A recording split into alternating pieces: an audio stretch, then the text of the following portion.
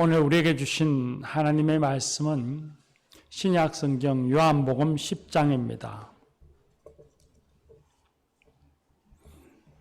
요한복음 10장 11절에서 18절의 말씀입니다. 신약 성경 163쪽에 있습니다. 요한복음 10장 11절에서 18절의 말씀입니다. 이제 하나님의 말씀을 경청하시겠습니다. 나는 선한 목자라. 선한 목자는 양들을 위하여 목숨을 버리거니와 삭구는 목자가 아니요 양도 재앙이 아니라 이리가 오는 것을 보면 양을 버리고 달아나니 이리가 양을 물어가고 또 해치느니라. 달아나는 것은 그가 삭군인 까닭에 양을 돌보지 아니함이나 나는 선한 목자라. 나는 내 양을 알고 양도 나를 아는 것이 아버지께서 나를 아시고 내가 아버지를 아는 것 같으니 나는 양을 위하여 목숨을 버리노라. 또 이 우리에 들지 아니한 다른 양들이 내게 있어 내가 인도하여 할 터이니 그들도 내 음성을 듣고 한 무리가 되어 한 목자에게 있으리라. 내가 내 목숨을 버리는 것은 그것을 내가 다시 얻기 위함이니 이로 말미암아 아버지께서 나를 사랑하시느니라.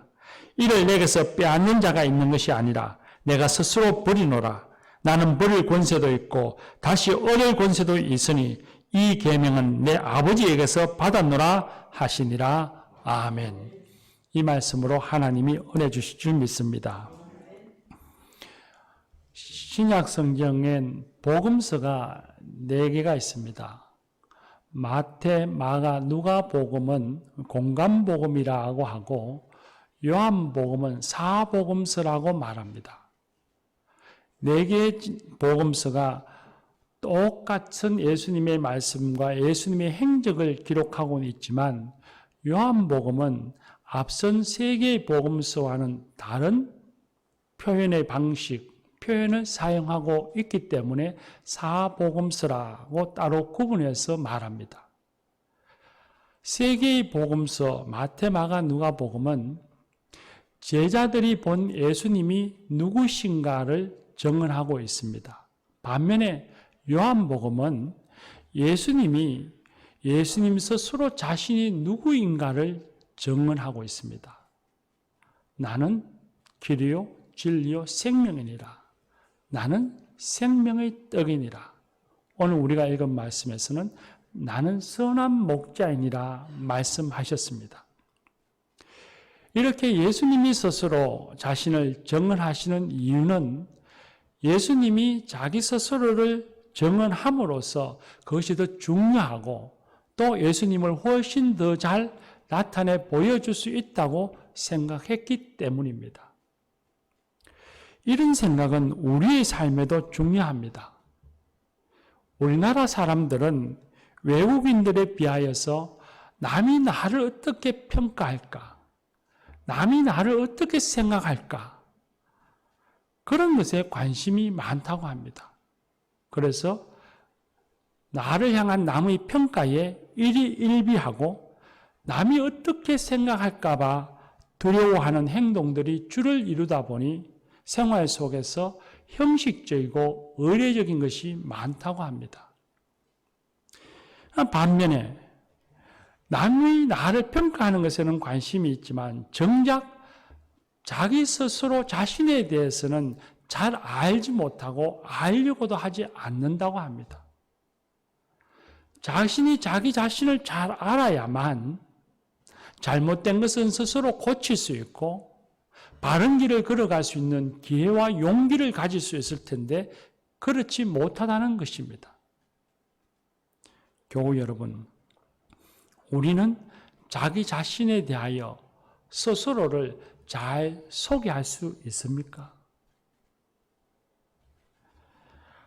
성경 말씀에 보면 우리를 양이라고 부르고 있습니다. 양은 스스로를 지켜내지 못할 정도로 연약한 짐승이라 반드시 목자가 보호해야 할 짐승입니다. 또 양은 스스로 목초지를 찾아가고 물을 찾아갈 수가 없고 길을 잃어버리는 경우가 빈번하기 때문에 반드시 목자가 인도해야만 하는 짐승입니다. 양은 그렇게 연약하고 어리석은 짐승입니다. 자신을 스스로 이 같은 양이라고 인정하고 고백하십니까? 요한복음에 보면 가나의 혼인잔치에서 잔치를 배설하였으나 포도주가 떨어져 발을 동동 구리며 당황하고 있는 주인, 갈릴리 호수를 건너면서 광풍을 만나 아무리 애쓰고 노력해도 광풍을 극복할 수 없어서 우리는 이제 죽었노라 하면서 낙담하고 절망하고 한숨 짓는 제자들, 모든 계명을 다 지키며 살아가고 있노라며 자신의 의를 자랑하지만 가진 재물 가난한 사람에게 다 나누어 주고 나를 쫓아오라는 예수님의 말씀에는 재물이 아까워서 한숨 쉬며 돌아서 나가는 부자 청년,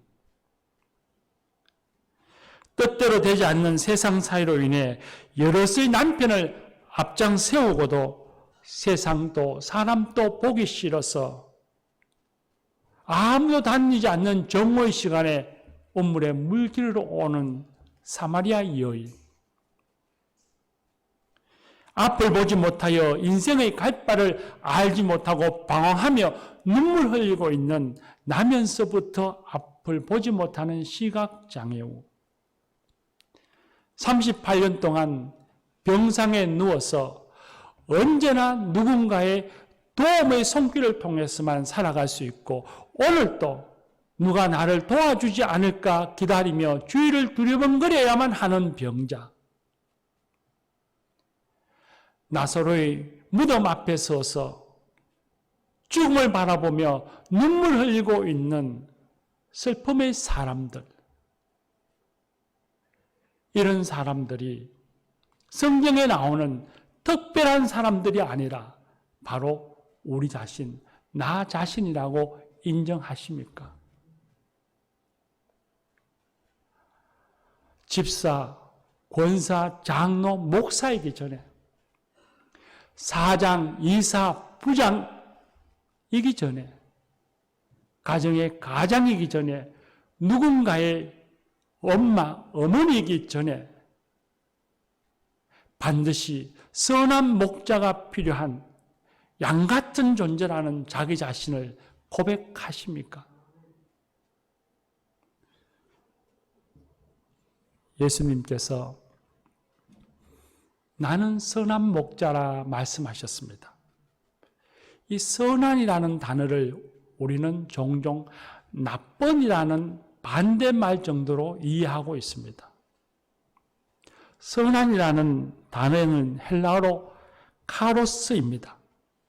단어의 뜻은 고귀한, 정직한, 신실한, 칭찬할 만한, 참된 그런 뜻을 갖고 있습니다. 그러나 이 선한 목자라고 할 때 선한은 그런 단어의 뜻만으로는 다 이해할 수 없는 말입니다. 이 선한 목자 할 때의 선함이란 목자의 모델을 가리키는 말입니다. 오늘 성경에서 선한 목자의 모델을 찾을 수 있고 만날 수 있습니다. 에스겔서 34장에 보면 선한 목자는 양을 좋은 꼴이 있는 곳으로 인도하고 먹이고 보호하고 또 이런 양을 찾는 사람이라고 말씀하십니다. 시편 23편을 보면 양을 쉴만한 물가로 먹을 것이 풍부한 초장으로 인도하고 사나운 짐승이나 도둑이 달려들면 자신의 목숨을 아끼지 않고 막대기로 그 사나운 짐승과 도둑들과 싸워 양의 생명을 지키는 목자가 선한 목자라고 말씀하십니다. 예수님은 바로 그는 선한 목자, 자신이 바로 그런 선한 목자라고 말씀하십니다. 요한복음 1장 4절에 보면 예수님을 소개하면서 예수님 안에 생명이 있으니 이 생명은 사람들의 빛이라고 말씀하셨고, 요한 1서의 말씀에서는 예수님을 증언하기를 생명의 말씀이라고 했습니다. 예수님 안에 생명이 있다는 말입니다. 예수님께서는 사람들이 죄의 길, 죽음의 길을 걸어갈 때에 그들에게 참 생명, 하나님의 생명을 주시기 위해서 자신의 목숨을 십자가에 내어주셨습니다. 오늘 우리가 읽은 말씀에 나는 양을 위하여 목숨을 버리로나 하신 이 말씀이 빈말이 아니라 예수님께서는 실제로 그렇게 행하셨습니다. 그리고 예수님은 사람들에게 생명만 주신 분이 아닙니다. 가나의 혼인잔치에서 포도주가 떨어져 주인이 난감해하고 있을 때에 어머니 마리아가 예수님을 불러서 포도주가 떨어졌습니다 라고 말했습니다.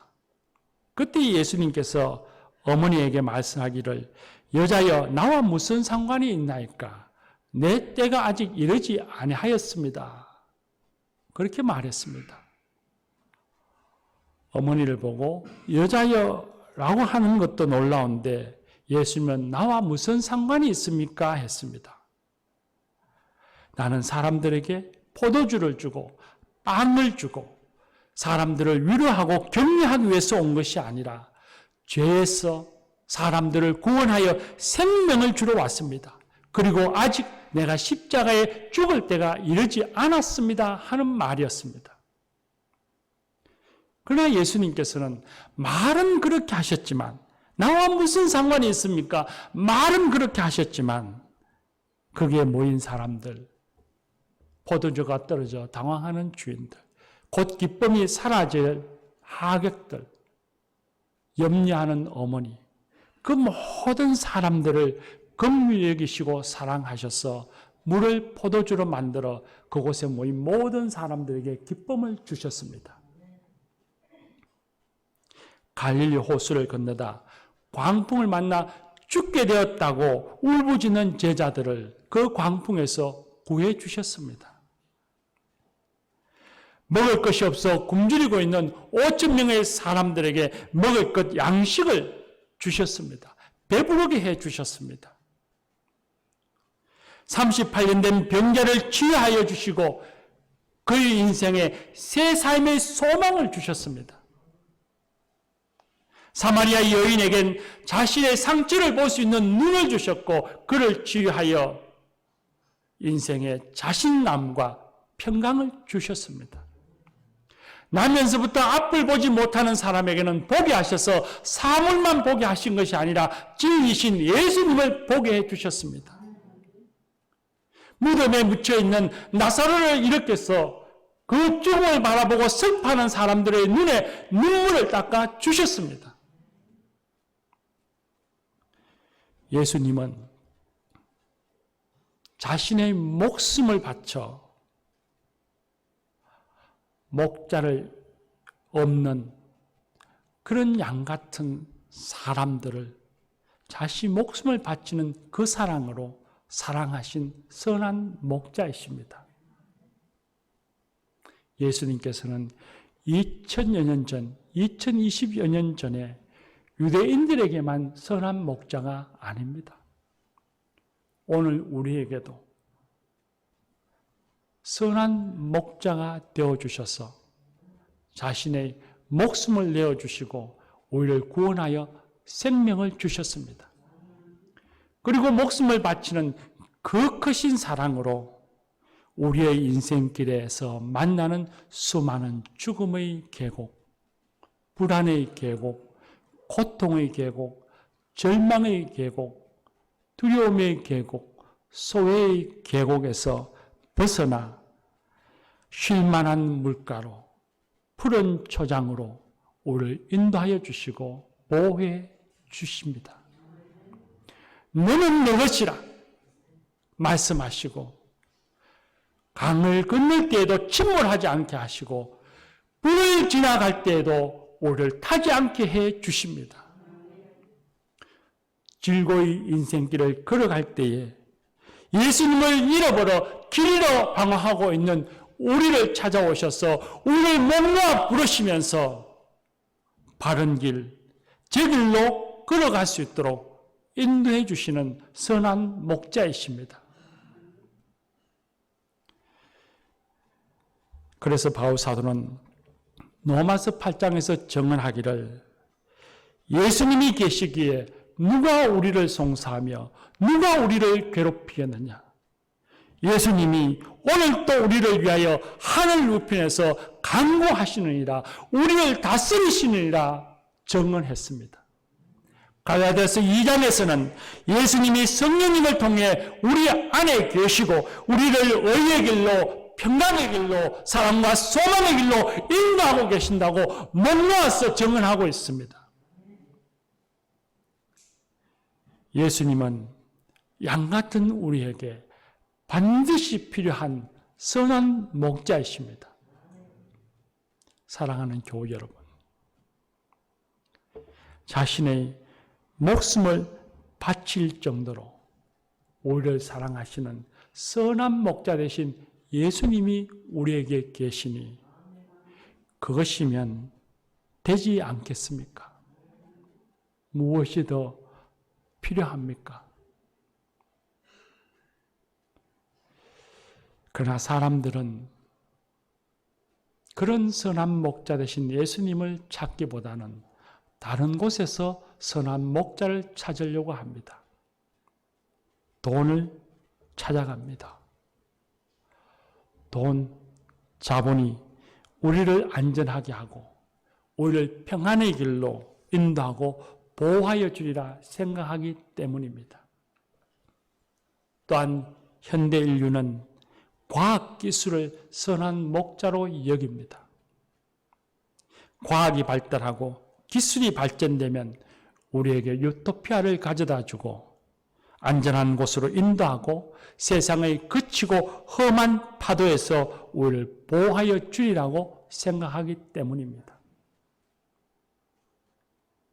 그러나 한번 우리의 삶을 찬찬히 살펴보십시오. 지금은 과거 몇십 년보다도 우리는 훨씬 더 물질적으로 풍부한 삶을 살아가고 있습니다. 그러나 예수님 당시에 목자 이런 양과 같은 사람들과 오늘 우리가 전혀 다른 삶을 살아가고 있다고 누가 감히 말할 수 있겠습니까? 우리도 여전히 가난과 기근에 목매어 살고 있습니다. 글로벌한 시대가 되어서 지구촌의 모든 사람들이 한 가족이라고 말하지만 우리의 고독과 소외는 더 깊어져서 스스로 목숨을 끊어도 홀로 외로이 죽음을 맞이해도 이상하지 않는 삶을 살아가는 것이 우리네 모습입니다. 과학기술이 발달해져서 인공지능이 점점 더 진화되어져 가고 있습니다. 우리를 대신할 로봇은 점점 더 발전되어져 가겠죠. 4차 산업혁명이 이루어져 가고 문명의 대전환기를 지금 우리는 맞이하고 있습니다. 과학기술이 발전해서 인공지능이 발전되어지면 평안한 생활을 할 것 같지만 우리의 삶을 살펴보면 오히려 우리는 일터에서 내몰리고 있습니다.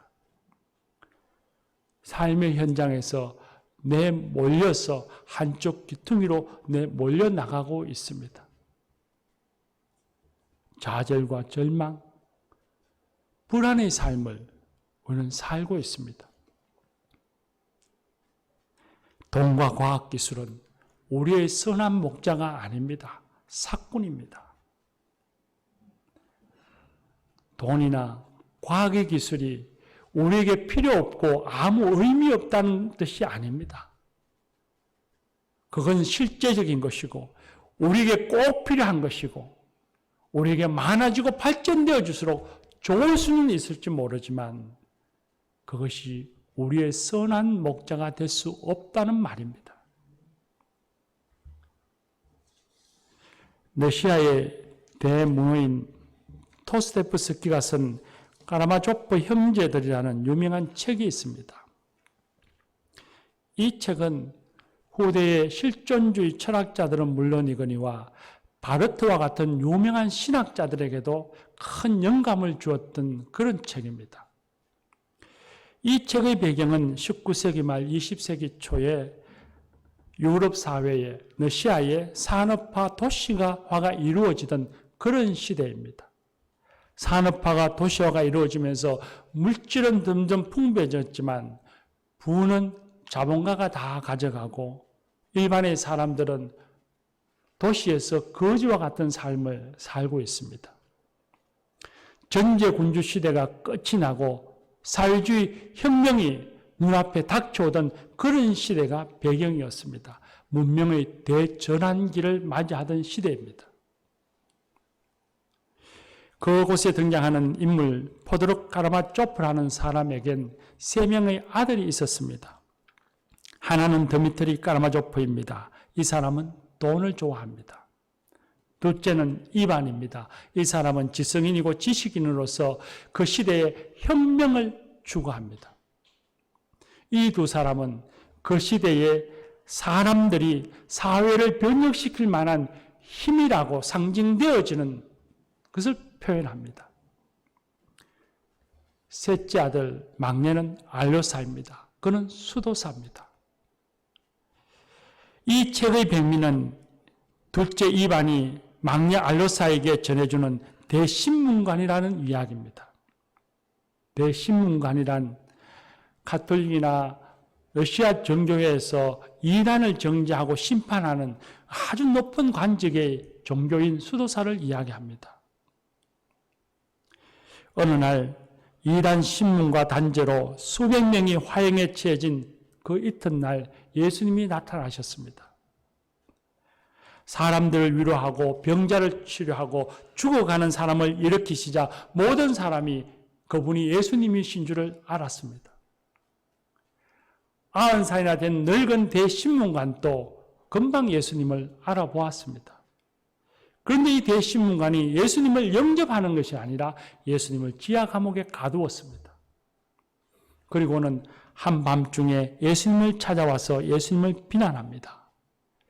예수님이 사단에게 시험 받으실 때를 이야기하면서 사탄이 광야에서 돌을 떡으로 만들으려 할 때에 그 말에 순종하였더라면 지금 우리가 이렇게 가난하지 않았을 텐데, 배울지 않았을 텐데 예수님을 비난했습니다.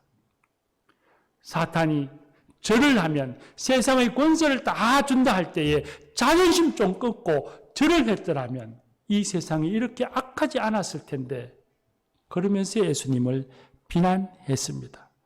그리고는 예수님에게 이곳은 우리에게 맡기고 하늘로 돌아가십시오 했습니다. 그렇게 대신문관의 온갖 비난의 말을 다 들은 예수님께서 무슨 말씀이라고 하실 것 같은데 갑자기 아무 말 없이 대신문관에게 다가오더니 90살 된 노인의 그 핏기 없는 입술에 조용히 입을 맞추었습니다. 이것이 예수님의 대답의 전부였습니다. 도스토옙스키는 문명의 대전환기, 혼란의 시대, 절망의 시대에 빵과 혁명을 갈망하며 살아가는 사람들에게 예수님의 사랑이면 족하다.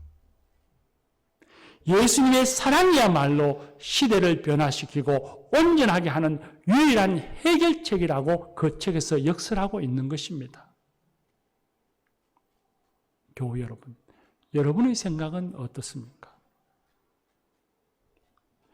예수님만이 우리의 선한 목자이십니다. 선한 목자 대신 예수님을 믿고 의지하며 살아가는 우리가 되십시다. 예수님이 우리의 선한 목자이시니 예수님 앞에서 예수 쿨한 척 하지 맙시다. 우리가 지금 어렵고 고통이 있고 낙심이 있으면 마치 사람들이 나를 어떻게 볼까 하는 그런 마음으로 예수님을 생각하듯이 예수님까지 그렇게 예수 쿨한 척 하지 맙시다. 고통스럽고 어려우면 주님, 내가 지금 죽을 것 같습니다. 나 지금 외롭습니다. 아무도 내 고통의 이야기를 들어줄 사람이 없습니다. 주님, 내가 길을 잃어버렸습니다. 주님, 내가 지금 직장을 잃어버렸습니다. 주님, 내가 오늘 일어날 양식이 없습니다. 주님, 내가 오늘 상처받아서 눈물 흘리고 있습니다. 주님, 내가 너무 힘이 듭니다. 주님을 찾아 묵묵하 울며 도움을 구하십시다. 우리에게 그렇게 하라고 예수님이 우리 안에 계십니다. 예수님이 점잖게 우리와 철학을 논하고 인생을 논하고 남의 이야기나 하고 바둑이나 두자고 우리 안에 계시는 것이 아닙니다. 또한 예수님이 선한 목자이시니 나를 지켜주고 계시니 환하게 웃으며 삽시다. 어리석고 연약한 양 같은 우리가 어느 날 갑자기 늑대가 되고 호랑이가 될 수 없으나 우리를 지켜주시고 보호해 주시고 인도해 주시는 선한 목자 되신 예수님이 계시니 든든한 버팀목이 내게 있으니 걱정과 두려움에 휘둘리지 말고 당당하게 웃으며 삽시다. 지금 코로나로 어려운 시기를 맞이하고 건너가고 있지만 우리가 주님 생각하며 웃으며 삽시다. 세상이 어렵다고, 내가 힘들다고, 가족에게 짜증내고, 사람에게 화를 내고, 세상을 비관한다고 해서 세상이 변화되지 않습니다. 내 삶이 변화되지 않습니다. 오히려 예수님을 믿고 의지하며 웃으며 살아갈 때에 내 심령이 변화되고 내 삶이 변화되고 내 가정이 변화되고 내 삶의 자리가 변화될 줄 믿습니다.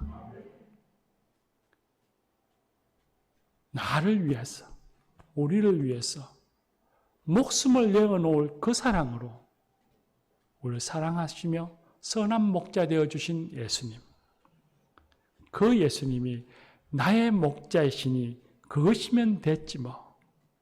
그런 믿음으로 웃으며 살아가는 우리가 되십시다. 기도합시다.